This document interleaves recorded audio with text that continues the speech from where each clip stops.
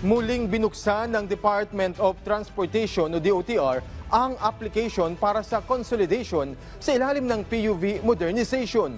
Nilagdaan ni DOTR Secretary Vince Dizon ang Department Order Number 2025-009 kung saan pinapayagang sumali sa consolidation ang mga operator ng Public Utility Jeepney o PUJ at UV Express o UVE sa mga rutang may hindi bababa sa 60% na antas ng consolidation.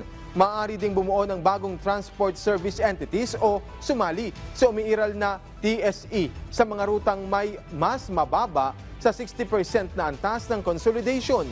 Matatandaang itinakda ng DOTR ang original na deadline ng consolidation noong Nobyembre ng 2024. Ayon sa LTFRB, umabot sa 86% ang kabuang bilang ng mga operator ang nakibahagi ng consolidation ng pamahalaan. Gayunman, kinumpirma ni Secretary Dizon na 43% lamang sa bilang na ito ang aktwal na naaprubahan ng LTFRB.